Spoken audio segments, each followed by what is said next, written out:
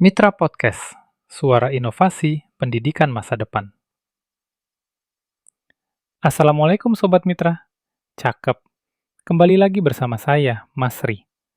Kita bahas aset yang sering disentuh, besar, dan sensitif. Ya, papan interaktif digital, PID.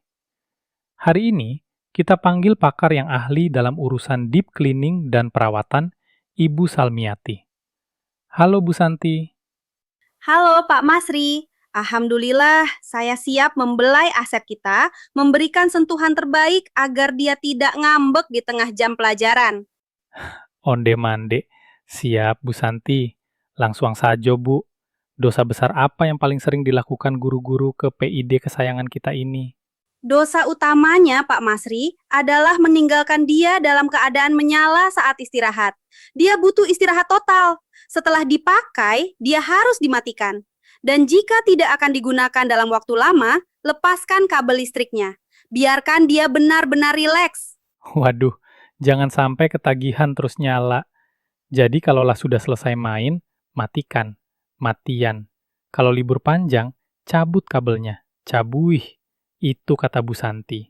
Dan Pak Masri, jangan lupa juga menutupnya dengan lembut menggunakan cover pelindung. Dia tidak suka debu. Dan ini penting, jangan menempelkan benda tajam atau spidol permanen. Sentuhan yang kasar bisa meninggalkan luka permanen loh. Benda tajam. Astagfirullah, PID ini bukan buat dipotong-potong ya.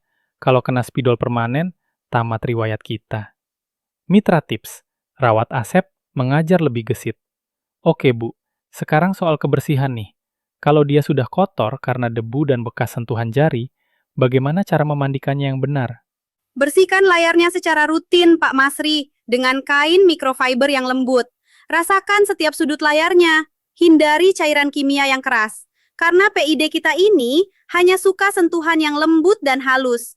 Maksud saya sentuhan yang hati-hati, bukan yang lembut dan... Aduh maaf Pak Masri, terbawa suasana. Intinya, kain microfiber jangan pakai pembersih kaca. Jangan dibayangkan awak sedang membersihkan jendela pakai kain pel kasar ya Bu. Harus yang lembut, pakai kain lembut. Kalau pakai cairan kimia keras, rusaklah bana. Aduh Bu, jangan sampai pendengar kita membayangkan yang aneh-aneh. Jadi harus yang lembut, tapi hati-hati. Jangan terbawa suasana.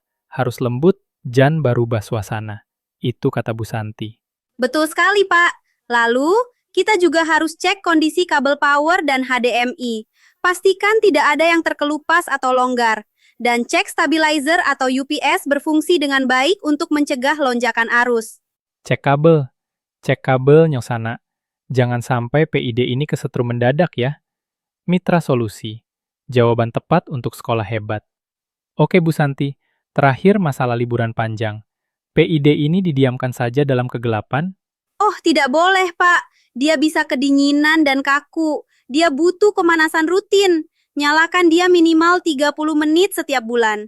Ini membantu menjaga komponen elektronik tetap aktif. Pemanasan ini sangat penting, Pak. Karena kalau terlalu lama tidak dipakai, dia jadi gampang rewel saat disentuh lagi. Makojan Mada. Betul, Bu. Jangan sampai PID kita ini rewel karena lama nggak dipanaskan. Jangan sampai PID rewel. Jadi harus diagiah kawan listrik selama 30 menit. Betul, Bu?